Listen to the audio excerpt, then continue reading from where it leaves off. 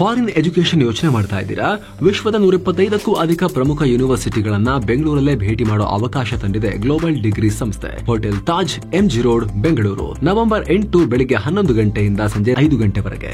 Entry free ಇರುತ್ತೆ. Free ರಿಜಿಸ್ಟ್ರೇಷನ್ಗೆ ಈ ನಂಬರ್ಗೆ ಕಾಲ್ ಮಾಡಿ ಅಥವಾ ಡಿಸ್ಕ್ರಿಪ್ಷನ್ ಮತ್ತು ಪಿನ್ ಕಾಮೆಂಟ್ ನಲ್ಲಿರೋ ಲಿಂಕ್ ಚೆಕ್ ಮಾಡಿ. ನಮಸ್ಕಾರ ಸ್ನೇಹಿತರೆ, ಭಾರತದ ಯುವತಿಯರು ಕ್ರಿಕೆಟ್ ವರ್ಲ್ಡ್ ಕಪ್ ಗೆದ್ದಿದ್ದಾರೆ, ದೊಡ್ಡ ಸಾಧನೆ ಮಾಡಿದ್ದಾರೆ. ಆಸ್ಟ್ರೇಲಿಯಾ, ಸೌತ್ ಆಫ್ರಿಕಾ ಇಂತಿಂತ ಟೀಮ್ಗಳನ್ನ ಸೋಲಿಸಿ ಈಗ ವಿಶ್ವಕಪ್ ಅನ್ನ ಎತ್ತಿ ಹಿಡಿದಿದ್ದಾರೆ. ಮಿತಾಲಿ ರಾಜ್, ಅಂಜುಮ್ ಚೋಪ್ರಾರಂತ ದಿಗ್ಗಜರ ಕಾಲದಲ್ಲೇ ಆಗಿರಲಿಲ್ಲ. ಈ ಸಲ ಹರ್ಮನ್ ಪ್ರೀತ್ ಕೌರ್ ಅನ್ನೋ ಗಟ್ಟಿ ನಾಯಕಿಯ ನೇತೃತ್ವದಲ್ಲಿ ಮಹಾ ಕನಸೊಂದನ್ನ ನಿಜ ಮಾಡಿಕೊಂಡಿದ್ದಾರೆ. ಆದ್ರೆ ಟ್ರೋಫಿಯ ಹಿಂದೆ ಕಠಿಣ ಪರಿಶ್ರಮ ಇದೆ, ಕಣ್ಣೀರಿನ ಧ್ವನಿ ಇದೆ ಮತ್ತು ಅಸಾಧಾರಣ ಹೋರಾಟದ ಕಥೆಗಳಿವೆ. ಮೈದಾನದಲ್ಲಿ ಮಿಂಚೋದಕ್ಕಿಂತ ಮುಂಚೆ ಜೀವನದ ಕತ್ತಲೆಯಲ್ಲಿ ಇವರು ಬೆಳಕಾಗಿರೋ ಎಕ್ಸಾಂಪಲ್ಸ್ ಇವೆ. ಹೀಗಾಗಿ ಈ ವರದಿಯಲ್ಲಿ ನಮ್ಮ ಹೆಮ್ಮೆಯ ಕ್ರಿಕೆಟ್ ಯುವತಿಯರು ಹೇಗೆಲ್ಲ ಕಷ್ಟಪಟ್ಟು ಈ ಮಟ್ಟಕ್ಕೆ ಬೆಳೆದ್ರು, ವಿಶ್ವ ವಿಜೇತರಾದ್ರು ಅನ್ನೋದನ್ನ ಎಕ್ಸ್ಪ್ಲೇನ್ ಮಾಡ್ತೀವಿ.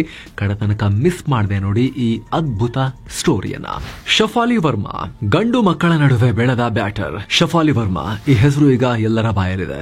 ಫೈನಲ್ ನಲ್ಲಿ 87 ರನ್ಗಳ ಸ್ಫೋಟಕ ಬ್ಯಾಟಿಂಗ್ ಮಾಡಿ 2 ಪ್ರಮುಖ ವಿಕೆಟ್ ತೆಗೆದು ಪ್ಲೇಯರ್ ಆಫ್ ದಿ ಮ್ಯಾಚ್ ಆದ ಈ ಯುವತಿ ಈಗ ಮಹಿಳಾ ಕ್ರಿಕೆಟ್ನ ಹೊಸ ಚಿಹ್ನೆ. ಹರಿಯಾಣದ ರೋಟಕ್ ಮೂಲದ ಕೇವಲ 21 ವಯಸ್ಸಿನ ಶಫಾಲಿ ಈಗ ನ್ಯಾಷನಲ್ ಸ್ಟಾರ್. ಆದರೆ ಯಶಸ್ಸಿನ ಹಿಂದೆ ಅವರ ತಂದೆ ಸಂಜೀವ್ ವರ್ಮಾರ ಕಠಿಣ ಪರಿಶ್ರಮ ಇದೆ. ಹಾಗಂತ ದುಡ್ಡಿಗೇನು ಬಹಳ ಕೊರತೆ ಇತ್ತು ಅಂತಾರ ಆಭರಣದ ಅಂಗಡಿಯನ್ನೇ ನಡೆಸ್ತಾ ಇದ್ರು. ಆದ್ರೆ ಸಮಾಜದಲ್ಲಿ ಜನ ಸರಿಯಾಗಿ ತಗೊಂಡಿರ್ಲಿಲ್ಲ. ಹೆಣ್ಮಗುನ ಕ್ರಿಕೆಟಿಗೆ ಕಳಿಸ್ತೀರಾ ಅಂತ ಹೇಳಿ ಚುಚ್ತಾ ಇದ್ರು, ಕೇವಲವಾಗಿ ಮಾತನಾಡ್ತಿದ್ರು, ನಿರ್ಲಕ್ಷಿಸ್ತಾ ಇದ್ರು. ಆದ್ರೂ ಕೂಡ ಅವಳಿಗಿಷ್ಟ, ಅವಳು ಕ್ರಿಕೆಟ್ ಆಡ್ಲಿ ಅಂತ ಜೀವನದುದ್ದಕ್ಕೂ ಸಪೋರ್ಟ್ ಮಾಡ್ತಾ ಬಂದ್ರು.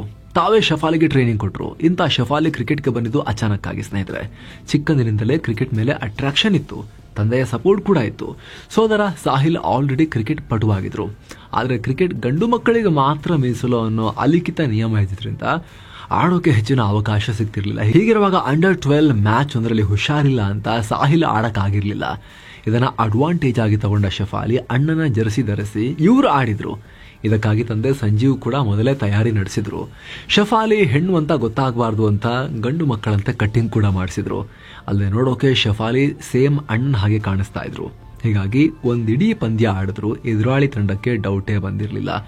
ಅಬ್ಬರದ ಬ್ಯಾಟಿಂಗ್ ನಡೆಸಿ ಪ್ಲೇಯರ್ ಆಫ್ ದಿ ಮ್ಯಾಚ್ ಮತ್ತು ಪ್ಲೇಯರ್ ಆಫ್ ದಿ ಸೀರೀಸ್ ಪ್ರಶಸ್ತಿಯನ್ನು ಕೂಡ ಗೆದ್ದಿದ್ರು. ಆಗ ಈ ಪ್ಲೇಯರ್ ಅಲ್ಲಿ ಅಸಾಧಾರಣ ಶಕ್ತಿ ಇದೆ ಅಂತ ಹೇಳಿ ಎಲ್ರಿಗೂ ಗೊತ್ತಾಗಿತ್ತು. ಆದ್ರೆ ಹುಡುಗಿ ಅಂತ ಯಾರಿಗೂ ಗೊತ್ತಿರಲಿಲ್ಲ. ಅವರ ಅಪ್ಪನಿಗಂತೂ ಗೊತ್ತಾಗಿತ್ತು, ಮಗಳನ್ನ ಕ್ರಿಕೆಟರ್ ಮಾಡ್ತೀನಿ ಅನ್ನೋ ಡಿಸಿಷನ್ ಅವ್ರು ಮಾಡಿ ಆಗಿತ್ತು. ಈಗ ವಿಶ್ವಕಪ್ನಲ್ಲಿ ಫೈನಲ್ ಮ್ಯಾಚ್ ನಲ್ಲಿ ಅಂತಹ ಸೈಕಲಾಜಿಕಲ್ ಪ್ರೆಷರ್ ಇರೋ ಸಿಚುವೇಶನ್ ನಲ್ಲಿ ಅದ್ಭುತವಾಗಿ ಆಡಿ ಅದನ್ನ ಸಾಬೀತು ಮಾಡಿ ತೋರಿಸಿದ್ದಾರೆ. ನೋಡಿ ಸ್ನೇಹಿತರೆ, ಫಾರ್ಮ್ ಕಳ್ಕೊಂಡಿದ್ದಾರೆ ಅಂತ ವರ್ಲ್ಡ್ ಕಪ್ ತಂಡಕ್ಕೆ ಆಯ್ಕೆನೂ ಮಾಡಿರಲಿಲ್ಲ. ತಂದೆಗೆ ಹೃದ್ರೋಗ ಬಂದಿತ್ತು, ಎಲ್ಲಾದ್ರೂ ಹೆಚ್ಚು ಕಮ್ಮಿ ಆಗುತ್ತೆ ಅಂತ ಹೇಳಿ ತಂದೆಗೂ ಹೇಳಿರ್ಲಿಲ್ಲ. ಟೀಮಿಂದ ಡ್ರಾಪ್ ಆಗಿರೋದು, ವರ್ಲ್ಡ್ ಕಪ್ ಅಲ್ಲಿ ಆಡ್ತಿಲ್ಲ ಅಂತ ಅಪ್ಪಂಗೆ ಹೇಳಿರ್ಲಿಲ್ಲ. ಅಪ್ಪಂಗೆ ಹಾರ್ಟ್ ಸಮಸ್ಯೆ ಇದೆ ಅಂತ ಹೇಳಿದ್ರು. ಆದ್ರೆ ಏನಾಯ್ತು, ಮತ್ತೊಬ್ಬ ಆಟಗಾರ್ತಿ ಪ್ರತಿಕಾ ರಾವಲ್ಗೆ ಇಂಜುರಿ ಆಯ್ತು.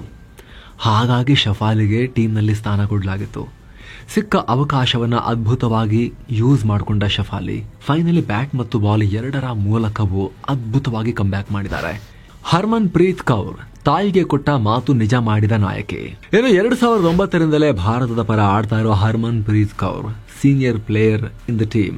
ವಿಶ್ವ ವಿಜೇತ ನಾಯಕಿ. ಈಗ ಮಿತಾಲಿ ರಾಜ್ರಂತ ದಿಗ್ಗಜ ಆಟಗಾರ್ತಿಯರಿದ್ರೂ ಕೂಡ ಭಾರತ ಮಹಿಳಾ ಕ್ರಿಕೆಟ್ನಲ್ಲಿ ಒಂದೇ ಒಂದು ಟ್ರೋಫಿ ಕಂಡಿರಲಿಲ್ಲ. ಆದ್ರೀಗ ಪಂಜಾಬ್ ಯುವತಿಯ ಸಾರಥ್ಯದಲ್ಲಿ ಮೊದಲ ಬಾರಿಗೆ ಈಗ ವಿಶ್ವಕಪ್ ಸಿಕ್ಕಿಯಾಗಿದೆ ಇವರ ಕ್ಯಾಪ್ಟನ್ಸಿಯಲ್ಲಿ. ಕಳೆದ ಬಾರಿ 2017ರ ವಿಶ್ವಕಪ್ ಸೆಮೀಸ್ನಲ್ಲಿ ಆಸ್ಟ್ರೇಲಿಯಾ ವಿರುದ್ಧ ಹರ್ಮನ್ 115 ಬಾಲಲ್ಲಿ 171 ರನ್ ಚಚ್ಚಿದ್ರು. ಟೀಮನ್ನ ಆಗ್ಲೂ ಫೈನಲ್ ತಗೊಂಡು ಹೋಗಿದ್ರು. ಆದ್ರೆ ಫೈನಲ್ ನಲ್ಲಿ ನಿರಾಸೆಯಾಗಿತ್ತು ಆಗ. ಆದ್ರೆ ಈ ಸಲ ಛಲ ಬಿಡದೆ ಸಾಧಿಸಿ ತೋರಿಸಿದ್ದಾರೆ. 16 ವರ್ಷಗಳಿಂದ ಭಾರತಕ್ಕಾಗಿ ಆಡ್ತಿರೋ ಹರ್ಮನ್ ಪ್ರೀತ್ ಪಂಜಾಬ್ನ ಮೊಗಾದವರು. ಚಿಕ್ಕ ವಯಸ್ಸಲ್ಲಿ ಮನೆ ಹಿತ್ತಲಲ್ಲಿ ಕ್ರಿಕೆಟ್ ಆಡ್ತಿದ್ದಾಗ ಮುಂದೆ ಈಕೆ ಭಾರತಕ್ಕೆ ಆಡಬಹುದು ಅಂತ ಯಾರೂ ಗೆಸ್ ಮಾಡಿರಲಿಲ್ಲ. ಅವರ ತಂದೆಗೆ ಸ್ಪೋರ್ಟ್ಸ್ ಕಲ್ಚರ್ ಇತ್ತು. ಹರ್ಮಂದರ್ ಬಾಸ್ಕೆಟ್ ಬಾಲ್ ಮತ್ತು ವಾಲಿಬಾಲ್ ಪ್ಲೇಯರ್ ಆಗಿದ್ರು. ಅವರಪ್ಪ ಹರ್ಮಂದರ್ ತಂದೆಯಿಂದ ಸ್ಫೂರ್ತಿ ಪಡೆದ ಹರ್ಮನ್ ಪ್ರೀತ್ ಕೌರ್ ಕ್ರಿಕೆಟ್ ಅನ್ನ ಸ್ವೀಕರಿಸಿದ್ರು. ಆಟದ ಮೇಲಿನ ಹುಚ್ಚು ಹೇಗಿತ್ತು ಅಂದ್ರೆ ಪುರುಷರ ಟೀಮ್ನಲ್ಲೂ ಆಡೋಕೆ ರೆಡಿ ಆಗಿದ್ರು. ಚಾನ್ಸ್ ಸಿಕ್ಕರೆ ಸಾಕು, ಆಡೋಕೊಂದು ಅವಕಾಶ ಬೇಕು ಅಷ್ಟೇ. ಆದ್ರೆ ತಾಯಿ ಆರಂಭದಲ್ಲಿ ಸಪೋರ್ಟ್ ಮಾಡಿರ್ಲಿಲ್ಲ. ನಿಂಗೇನ ಕ್ರಿಕೆಟ್ ಬೇಡ, ನೀನು ಹುಡುಗಿ ಅಂತ ಹೇಳಿದ್ರು. ಯಾವಾಗ್ಲೂ ಈ ಹುಡುಗರೊಟ್ಟಿಗೆ ಆಡ್ತಿರ್ತೀಯ ನೀನು ಕ್ರಿಕೆಟ್, ಏನ್ ಅನ್ಕೊಂಡಿದ್ಯಾ ಅಂತ ಹೇಳಿ ಬೈತಾ ಇದ್ರು. ಲೈಫ್ ಹಾಳಾಗುತ್ತೆ ನೋಡು ಅಂತ ಹೇಳ್ತಿದ್ರು. ಆಗ ಹರ್ಮನ್ ಪ್ರೀತ್ ತಾಯಿಗೆ ಕ್ರಿಕೆಟ್ ಇಂದಾನೇ ಜೀವನ ಕಟ್ಕೊಳ್ತೀನಿ ನೋಡಿ ಅಂತ ಹೇಳಿ ಅವಾಗ ಧೈರ್ಯ ತುಂಬಿದ್ರು. ಅದರಂತೆ ಈಗ ಹರ್ಮನ್ ಪ್ರೀತ್ ಕ್ರಿಕೆಟ್ ನಲ್ಲಿ ದೊಡ್ಡ ಸಾಧನೆ ಮಾಡಿದ್ದಾರೆ. ಇವರ ಕ್ಯಾಪ್ಟನ್ಸಿ, ಇವರ ಅಗ್ರೆಷನ್, ಇವರ ಶಾಂತ ಮನೋಭಾವ, ಆ ಸಮಯಕ್ಕೆ ತಕ್ಕ ಹಾಗಿರೋ ಗುಣ ಹಾಗೂ ಸ್ಟ್ರಾಟಜಿ ಭಾರತಕ್ಕೆ ವರ್ಲ್ಡ್ ಕಪ್ ತಂದ್ಕೊಟ್ಟಿದೆ. ಇನ್ನು ವರದಿಯಲ್ಲಿ ಮುಂದುವರಿಯುವ ಮುನ್ನ 7 ಸೈನ್ಸ್ ಟೂರಿಸಂ ಕಂಪನಿ ಕಾಶಿ ಅಯೋಧ್ಯೆಗೆ ಮತ್ತೊಂದು ಟ್ರಿಪ್ ಆಯೋಜನೆ ಮಾಡಿದೆ. ಬೆಸ್ಟ್ ಪ್ರೈಸ್ 39,500 ರೂಪಾಯಿ ಮಾತ್ರ.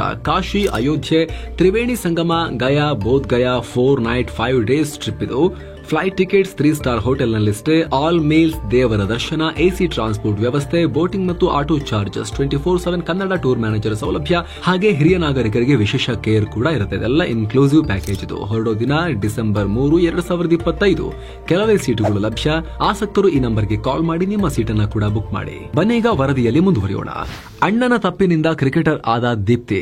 ಈ ಟೂರ್ನಿಯಲ್ಲಿ ಭಾರತ ಗೆಲ್ಲೋಕೆ ಪ್ರಮುಖ ಪಾತ್ರ ವಹಿಸಿದ ಮತ್ತೊಬ್ಬ ಆಟಗಾರ್ತಿ ದೀಪ್ತಿ ಶರ್ಮಾ 22 ವಿಕೆಟ್ ಪಡ್ಕೊಳ್ಳುವ ಮೂಲಕ ಈ ವಿಶ್ವಕಪ್ನಲ್ಲಿ ಹೈಯೆಸ್ಟ್ ವಿಕೆಟ್ ಟೇಕರ್ ಆಗಿದ್ದಷ್ಟೇ ಅಲ್ಲದೆ 200ಕ್ಕೂ ಅಧಿಕ ರನ್ ಕೂಡ ಹೊಡೆದಿದ್ದಾರೆ. ಈಕೆ ಕ್ರಿಕೆಟ್ ಕಲಿತಿದ್ದೇ ಒಂದು ರೋಚಕ ಕತೆ. ದೀಪ್ತಿ ಸೋದರ ಸುಮಿತ್ ಯುಪಿಯ ಆಗ್ರಾದಲ್ಲಿ ಕ್ರಿಕೆಟ್ ಟ್ರೈನಿಂಗ್ ಪಡಿತಾ ಇದ್ರು. ಈ ವೇಳೆ ಅಣ್ಣನೊಂದಿಗೆ ದೀಪ್ತಿ ಕೂಡ ಇರ್ತಾ ಇದ್ರು. ಹೀಗಿರ್ಬೇಕಾದ್ರೆ ಸೇಫ್ ಆಗಿರೋ ಜಾಗದಲ್ಲಿ ಕೂತ್ರು ಕೂಡ ಅಣ್ಣನ ಬ್ಯಾಟ್ ಶಾಟ್ ನಿಂದ ಚೆಂಡು ಪದೇ ಪದೇ ದೀಪ್ತಿ ಕಡೆಗೆ ಬರ್ತಾ ಇತ್ತು. ಆದ್ರೆ ದೀಪ್ತಿ ಅದನ್ನ ಯಾವುದೇ ಮೇಲ್ ಫೀಲ್ಡರ್ಗೆ ಸಮನಾಗಿ ಕ್ಯಾಚ್ ಮಾಡ್ತಾ ಇದ್ರು. ಇದರಿಂದ ದೀಪ್ತಿಗೆ ಅಣ್ಣನ ಕೋಚ್ ನಿಂದ ಪ್ರಶಂಸೆ ಸಿಕ್ತು. ಕ್ರಮೇಣ ದೀಪ್ತಿಯನ್ನ ಕ್ರಿಕೆಟ್ ಕಡೆಗೆ ಸೆಳೆಯೋಕೆ ಕಾರಣ ಆಯಿತು ಆ ಒಂದು ಮೋಟಿವೇಶನ್. ಭಾರತದ ಮಾಜಿ ಬ್ಯಾಟರ್ ಹೇಮಲತಾ ಅವರ ಕಣ್ಣು ಕೂಡ ದೀಪ್ತಿ ಮೇಲೆ ಬಿತ್ತು. ಅವರ ಸಲಹೆ ಮೇರೆಗೆ ಅಣ್ಣ ಸುಮಿತ್ ತನ್ನ ಜಾಬ್ ಬಿಟ್ಟು ದೀಪ್ತಿಗೆ ಪ್ರತಿದಿನ ಟ್ರೈನಿಂಗ್ ಕೊಡೋಕೆ ಶುರು ಮಾಡಿದ್ರು. ಈಗ ದೀಪ್ತಿ ಟೀಮ್ ಇಂಡಿಯಾದಲ್ಲಿ ಆಡ್ತಿರೋದು ನೋಡಿ ನಾನು ಆಡದಷ್ಟೇ ಖುಷಿ ಆಗ್ತಿದೆ ಅಂತ ಹೇಳಿ ಸುಮಿತ್ ಸಂತಸ ವ್ಯಕ್ತಪಡಿಸಿದ್ದಾರೆ. ಸದ್ಯ ಕ್ರಿಕೆಟ್ ಜೊತೆಗೆ ದೀಪ್ತಿ ಕ್ರಿಕೆಟರ್ ಮೊಹಮ್ಮದ್ ಸಿರಾಜ್ ತರ ಪೊಲೀಸ್ ಉಪ ವರಿಷ್ಠಾಧಿಕಾರಿಯಾಗೂ ಕೂಡ ಆ ರ್ಯಾಂಕ್ ಅನ್ನ ಹೊಂದಿದ್ದಾರೆ. ಏನೋ ಸ್ನೇಹಿತರೆ, ಮಸ್ತ್ ಮಗ ಪ್ರೀಮಿಯಂ ಮೆಂಬರ್ಶಿಪ್ ಶುರುವಾಗಿರೋದು ನಿಮಗೆ ಗೊತ್ತು. ದಿನಕ್ಕೆ ₹1 ಕಮ್ಮಿ ದರದಲ್ಲಿ ನೀವು ಕೂಡ ಮೆಂಬರ್ ಆಗಬಹುದು. ಮೆಂಬರ್ಸ್ ಓನ್ಲಿ ಎಕ್ಸ್ಕ್ಲೂಸಿವ್ ವಿಡಿಯೋಸ್ ಮತ್ತು ಲೈವ್ ಇಂಟರಾಕ್ಷನ್ಸ್ ಅಲ್ಲಿ ಸಿಗುತ್ತೆ. ಆ ವಿಡಿಯೋಸ್ಗೆ ನಮ್ಮ ಚಾನೆಲ್ ಕಡೆಯಿಂದ ನಾವು ಹಾಕೋ ಯಾವುದೇ ಎಕ್ಸ್ಟ್ರಾ ಆಡ್ಸ್ ಕೂಡ ಇರೋದಿಲ್ಲ. ಜೊತೆಗೆ ನೀವು ತಗೊಳ್ಳೋ ಒಂದೊಂದು ಮೆಂಬರ್ಶಿಪ್ ಕೂಡ ಸ್ನೇಹಿತರೆ ನಮಗೆ ಇನ್ನಷ್ಟು ಒಳ್ಳೆ ರೀತಿಯಲ್ಲಿ ಕೆಲಸ ಮಾಡೋಕೆ ನೀವು ನಮಗೆ ಶಕ್ತಿ ಕೊಟ್ಟಂತಾಗುತ್ತೆ. ಆಂಡ್ರಾಯ್ಡ್ ಯೂಸರ್ಸ್ ಜಾಯಿನ್ ಬಟನ್ ಮೇಲೆ ಕ್ಲಿಕ್ ಮಾಡಿ ವಿಡಿಯೋ ಕೆಳಗಡೆ, ಆಪಲ್ ಯೂಸರ್ಸ್ ಡಿಸ್ಕ್ರಿಪ್ಷನ್ ಮತ್ತು ಪಿನ್ ಕಾಮೆಂಟ್ ಅನ್ನ ಚೆಕ್ ಮಾಡಿ. ಬನ್ನಿ ಈಗ ವರದಿಗೆ ವಾಪಸ್ ಆಗೋಣ ಸ್ನೇಹಿತರೆ. ಹಿಂತಿರುಗಿ ನೋಡದ ಸ್ಮೃತಿ ಮಂದಾನ. ಭಾರತದ ಬ್ಯಾಟಿಂಗ್ ಸ್ತಂಭ, ರನ್ ಮಷಿನ್ ಸ್ಮೃತಿ ಮಂದಾನ ಹಲವು ಯುವಕರ ಕ್ರಶ್ ಕೂಡ ಹೌದು. ಸ್ಮೃತಿ ಇದ್ದಾರೆ ಅಂದ್ರೆ ಸಾಕು, ಅರ್ಧ ಜನ ಕ್ರಿಕೆಟ್ ನೋಡ್ತಾರೆ. 29ರ ವಯಸ್ಸಿಗೆ ಅಷ್ಟೊಂದು ಕ್ರೇಜ್ ಹುಟ್ಟಿಸಿದ್ದಾರೆ. ಕ್ಯಾಪ್ಟನ್ ಕೂಡ ಆಗಿದ್ರು ಕೆಲ ಕಾಲ. ಇವರು ಮಹಾರಾಷ್ಟ್ರದ ಸಾಂಗ್ಲಿ ಮೂಲದವರು. 2013ಕ್ಕೆ ನ್ಯಾಷನಲ್ ಕ್ರಿಕೆಟ್ಗೆ ಪದಾರ್ಪಣೆ ಮಾಡಿದ್ರು. ಅಲ್ಲಿಂದ ಹಿಂತಿರುಗಿ ನೋಡೇ ಇಲ್ಲ. ತಂದೆ ಹಾಗೂ ಸಹೋದರರ ಪ್ರೇರಣೆಯಿಂದ ಕ್ರಿಕೆಟ್ಗೆ ಬಂದ ಸ್ಮೃತಿ 9ನೇ ವಯಸ್ಸಿಗೆ ಅಂಡರ್ 15 ಮತ್ತು 11ನೇ ವಯಸ್ಸಿಗೆನೆ ಅಂಡರ್ 19 ಟೀಮ್ಗೆ ಆಯ್ಕೆಯಾದ್ರು. ಇವರ ಸ್ಟ್ರೋಕ್ ಪ್ಲೇ, ಆಕರ್ಷಕ ಶಾಟ್ಸ್ ಮತ್ತು ರನ್ ಹರಿಸುವ ನಿರಂತರತೆ, ಕನ್ಸಿಸ್ಟೆನ್ಸಿ ಎಲ್ಲವೂ ಅವ್ರನ್ನ ಆಲ್ರೆಡಿ ಲೆಜೆಂಡ್ಗಳ ಸಾಲಿಗೆ ಸೇರಿಸಿದೆ. ಸ್ಮೃತಿ ಈಗ ಆಲ್ರೆಡಿ ಹಲವು ದಾಖಲೆಗಳನ್ನ ತಮ್ಮ ಹೆಸರಿಗೆ ಮಾಡಿಕೊಂಡಿದ್ದಾರೆ. ಅದರಲ್ಲೂ ಈ ಬಾರಿ ವಿಶ್ವಕಪ್ನಲ್ಲಿ 434 ರನ್ ಗಳಿಸುವ ಮೂಲಕ ಭಾರತದ ಪರ ಇದುವರೆಗೆ ಈ ಟೂರ್ನಿಯಲ್ಲಿ ಅತಿ ಹೆಚ್ಚು ರನ್ ಗಳಿಸಿದ ಆಟಗಾರ್ತಿ ಅನ್ನೋ ಸಾಧನೆಯನ್ನ ಕೂಡ ಮಾಡಿದ್ದಾರೆ. ಮಹಿಳಾ ಬಿಗ್ ಬ್ಯಾಶ್ ಸೇರಿ ಹಲವು ಪ್ರತಿಷ್ಠಿತ ಲೀಗ್ಗಳಲ್ಲೂ ಆಡಿದ್ದಾರೆ. 2023ರಲ್ಲಿ WPL ಆಕ್ಷನ್ನಲ್ಲಿ RCB ಸೇರಿದ ಸ್ಮೃತಿ ಮಂದಾನ 3.4 ಕೋಟಿಗೆ ಸೋಲ್ಡ್ ಔಟ್ ಆಗಿದ್ರು. 2024ರಲ್ಲಿ RCBಗೆ ಚೊಚ್ಚಲ ಕಪ್ ತಂದ ತಂಡವನ್ನ ಕೂಡ ಇವರು ಮುನ್ನಡೆಸಿದ್ರು. ಸ್ಮೃತಿ ಪಾಕಶಾಲೆಯಲ್ಲೂ ಕೂಡ ಪರಿಣತಿ ಪಡೆದಿದ್ದಾರೆ. ಅಡುಗೆ ಮಾಡೋದು, ಟ್ರಾವೆಲ್ ಮಾಡೋದು ಇವರಿಗೆ ತುಂಬಾ ಇಷ್ಟ ಅಂತೆ. ರಿಚಾ ಘೋಷ್ ತಂದೆ ಮಾಡಿದ್ದ ಬ್ಯಾಟ್ ನಿಂದ ಗೆದ್ದ ಮಗಳು. ಪಶ್ಚಿಮ ಬಂಗಾಳದ ರಿಚಾ ಘೋಷ್ ಲೇಡಿ ರಿಷಬ್ ಪಂತ್ ಇದ್ದ ಹಾಗೆ ಅಟ್ಯಾಕಿಂಗ್ ಪ್ಲೇಯರ್, ವಿಕೆಟ್ ಕೀಪರ್. ಇವ್ರ ತಂದೆ ಕಾರ್ಪೆಂಟರ್. ಮಗಳ ಕನಸಿಗಾಗಿ ತಾವೇ ಬ್ಯಾಟ್ ತಯಾರಿಸಿಕೊಡ್ತಾ ಇದ್ರು. ಕೇವಲ 14ನೇ ವಯಸ್ಸಿಗೆ ರಿಚಾ ಬೆಂಗಾಲ್ ಸೀನಿಯರ್ ಟೀಮ್ಗೆ ಆಡೋಕೆ ಶುರು ಮಾಡಿದ್ರು. 16ನೇ ವಯಸ್ಸಿಗೆ 2020ರ T20 ವಿಶ್ವಕಪ್ ತಂಡಕ್ಕೂ ಆಯ್ಕೆಯಾಗಿದ್ರು. ಇದೇ ವಿಶ್ವಕಪ್ನಲ್ಲಿ ಅನೇಕ ಅದ್ಭುತ ಇನ್ನಿಂಗ್ಸ್ಗಳನ್ನು ಆಡಿದ್ದಾರೆ. ಲೀಗ್ ಹಂತದಲ್ಲಿ ಸೌತ್ ಆಫ್ರಿಕಾ ವಿರುದ್ಧ 8ನೇ ಕ್ರಮಾಂಕದಲ್ಲಿ ಬ್ಯಾಟಿಂಗ್ ಮಾಡಿ 94 ರನ್ ಚಚ್ಚಿದ್ರು. ರಿಚಾ ಈಗ ಭಾರತಕ್ಕೆ ಹೊಸ ಫಿನಿಷರ್. ಸಂಕಷ್ಟದಲ್ಲಿ ಮೈದಾನಕ್ಕಿಳಿದು ಪಂದ್ಯ ತಿರುಗಿಸೋದ್ರಲ್ಲಿ ಇಂಪಾರ್ಟೆಂಟ್ ರೋಲ್ ನಿಭಾಯಿಸ್ತಾ ಇದ್ದಾರೆ. ವಿಕೆಟ್ ಕೀಪಿಂಗ್ ಕೂಡ ಮಾಡ್ತಾರೆ. ವಿಕೆಟ್ ಕೀಪಿಂಗ್ ಬಗ್ಗೆ ಸ್ವಲ್ಪ ಕಂಪ್ಲೇಂಟ್ಸ್ ಇದೆ. ಹೋಗ್ತಾ ಹೋಗ್ತಾ ಅದನ್ನು ಕೂಡ ಚೆನ್ನಾಗಿ ಮಾಡ್ಕೊಳ್ತಾರೆ ಅನ್ನೋ ಹೋಪ್ಸ್ ಇದೆ. ಅಜ್ಜಿ ಸಪೋರ್ಟ್ ನಿಂದ ಯಶಸ್ಸು ಕಂಡ ಅಮನ್ ಜೋತ್. ಈ ಚಾಂಪಿಯನ್ಸ್ ಟೀಮ್ ನಲ್ಲಿ ಆಲ್ರೌಂಡರ್ ಕೋಟಾದಲ್ಲಿ ಆಡಿದ ಆಟಗಾರ್ತಿ ಈ ಅಮನ್ ಜೋತ್ ಕೌರ್. ಪಂಜಾಬ್ನ ಮೊಹಾಲಿಯ ಸಾಧಾರಣ ಕುಟುಂಬದಲ್ಲಿ ಹುಟ್ಟಿದ್ರು. ಅಮನ್ ಜೋತ್ ಹುಡುಗರ ಜೊತೆ ಗಲ್ಲಿಯಲ್ಲಿ ಕ್ರಿಕೆಟ್ ಆಡುವಾಗ ಸಾಕಷ್ಟು ಟೀಕೆಗೊಳಗಾಗಿದ್ರು. ಇವಳೇನಪ್ಪ ಗಂಡು ಮಕ್ಕಳ ತರ ಬ್ಯಾಟ್ ಬೀಸ್ತಾಳೆ, ಬಾಲ್ ಹಾಕ್ತಾಳೆ, ಇವ್ರ ಮನೆಯವ್ರಿಗೂ ಬುದ್ಧಿ ಇಲ್ವಾ ಅಂತ ಜನ ಬೈತಾ ಇದ್ರು. ಇದರಿಂದ ಎಷ್ಟೋ ಸಲ ಅಮನ್ ಜೋತ್ ಕ್ರಿಕೆಟ್ ಬಿಡಬೇಕು ಅಂತ ಕೂಡ ಯೋಚನೆ ಮಾಡಿದ್ರು. ಆದ್ರೆ ಅವರ ಅಜ್ಜಿ ಭಗವಂತಿ ಕೌರ್ ತಮ್ಮ ಮೊಮ್ಮಗಳಿಗೆ ಸಪೋರ್ಟ್ ಮಾಡ್ತಾ ಇದ್ರು. ನೀನ್ ಆಡೋದನ್ನ ಮುಂದುವರಿಸು ಅಂತ ಹೇಳಿ ಮೊಮ್ಮಗಳಿಗೆ ಬೆನ್ ತಡ್ತಾ ಇದ್ರು. ಆದ್ರೆ ಆಡಕ್ ಹೋದ್ರೆ ಬ್ಯಾಟಿಂಗೇ ಕೊಡ್ತಾ ಇರಲಿಲ್ವಂತೆ. ಬ್ಯಾಟ್ ಇಲ್ಲ ನನ್ನ ಹತ್ರ ಅಂತ ಹೇಳಿ ಬ್ಯಾಟ್ ಇರೋರು ಬ್ಯಾಟಿಂಗೇ ಮಾಡ್ತಾ ಇರ್ತಿದ್ರಂತೆ. ಬಂದು ಅಪ್ಪನ ಹತ್ರ ಕಂಪ್ಲೇಂಟ್ ಮಾಡಿದಾಗ ಇವರಪ್ಪ ಕೂಡ ರಿಚಾ ಘೋಷ್ ತರ ಕಾರ್ಪೆಂಟರ್. ಅಪ್ಪ ಒಂದೇ ರಾತ್ರಿಯಲ್ಲಿ ನಾನೇ ಮಾಡ್ಕೊಡ್ತೀನಿ ಬ್ಯಾಟ್ ತಗೊಂಬ ಅಂತ ಹೇಳಿ ಒಂದು ಹಲ್ಗೆ ಪೀಸ್ ತಗೊಂಡು ಬ್ಯಾಟ್ ಮಾಡಿ ಕೊಟ್ಟಿದ್ರು. ಡೊಮೆಸ್ಟಿಕ್ ನಲ್ಲೂ ಕೂಡ ಅಮನ್ ಜೋತ್ ಅಪ್ಪ ಪ್ರೀತಿಯಿಂದ ಮಾಡಿಕೊಟ್ಟ ಬ್ಯಾಟ್ ನಲ್ಲೇ ಒಂದಷ್ಟು ಇನ್ನಿಂಗ್ಸ್ ಅನ್ನ ಆಡಿದ್ರು ಅಂತ ಹೇಳಲಾಗುತ್ತೆ.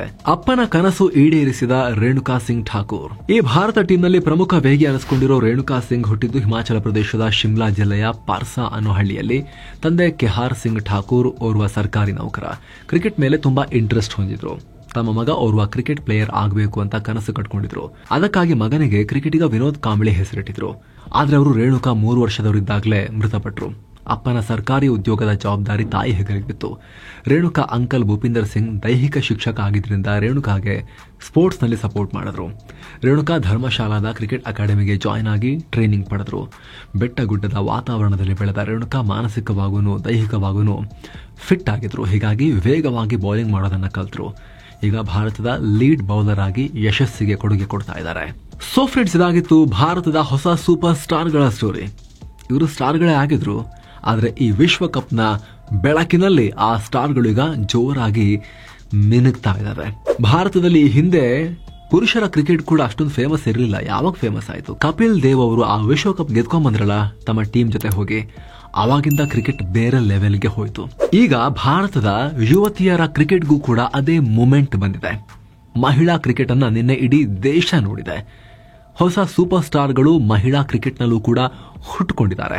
10 ಕೋಟಿ ಹುಡುಗಿಯರಿಗೆ, ಚಿಕ್ಕ ಚಿಕ್ಕ ಹೆಣ್ಮಕ್ಳಿಗೆ ಇದರಿಂದ ಸ್ಫೂರ್ತಿ ಕೂಡ ಸಿಗುತ್ತೆ. ಹೊಸ ಯುಗನೇ ಆರಂಭ ಆಗಿದೆ ಭಾರತದ ಕ್ರಿಕೆಟ್ನಲ್ಲಿ ಈ ಮೂಲಕ.